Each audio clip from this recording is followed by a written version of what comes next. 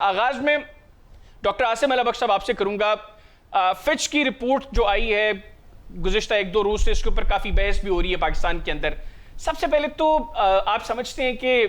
اس report کے اندر جو چیزیں ہیں وہ بھی ڈسکس کریں گے، لیکن یہ جو پاکستان کی سیاست کو لے کر پریڈکشنز فچ نے کی ہیں، آپ ان پریڈکشنز کو کیسے دیکھ رہے ہیں؟ بہت شکریہ جناب.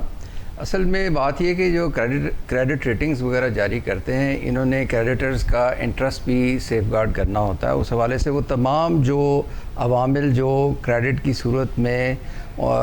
کسی بھی ملک کے جو مالی یا معاشی معاملات ہیں ان پہ افیکٹ کر سکتے ہیں، وہ تمام کو کور کرتے ہیں. اور تھرڈ ورلڈ کنٹریز چونکہ زیادہ تر ان کے کلائنٹس ہوتے ہیں،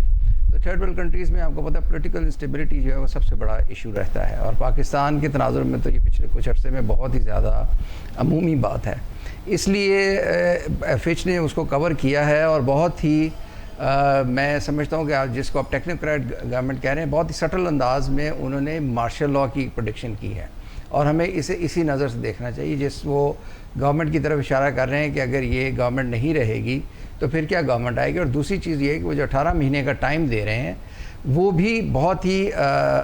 جو ہے تسلی سے سمجھنے کی چیز ہے، کیونکہ ان کے خیال میں پاکستان ایک اکنامک امپلوژن کی طرف جا رہا ہے، اور اس میں سول انریسٹ ہوگا، اور شاید معاملات جو ہیں وہ سول گورنمنٹ جو اس وقت ہے ان پاور اسلام آباد میں، اس کے ہاتھ سے نکل جائیں. تو انہوں نے ہر چیز کی ٹائمنگ جو ہے بڑی فائنلی کیلکولیٹ کی ہے، صرف اس کو لیبل اس طرح نہیں کیا. لیکن ڈاکٹر صاحب اس میں اس رپورٹ کے اندر انہوں نے یہ بھی کہا کہ اس سال کے اختتام تک پاکستان کے اندر جو مہنگائی کی شرح ہے اس میں کمی ہوگی، اور اکنامک محاذ کے اوپر جو ابھی حکومت نے آئی ایم ایف کے ساتھ جس پروگرام میں جانا ہے، انفیکٹ ابھی سٹاف لیول ایگریمنٹ ہو گیا ہمارا، اس کے بعد حکومت نے جو میجرز دیے ہیں اس کے بعد معاشی طور پہ شاید تھوڑی سی آسانی بھی ہوگی.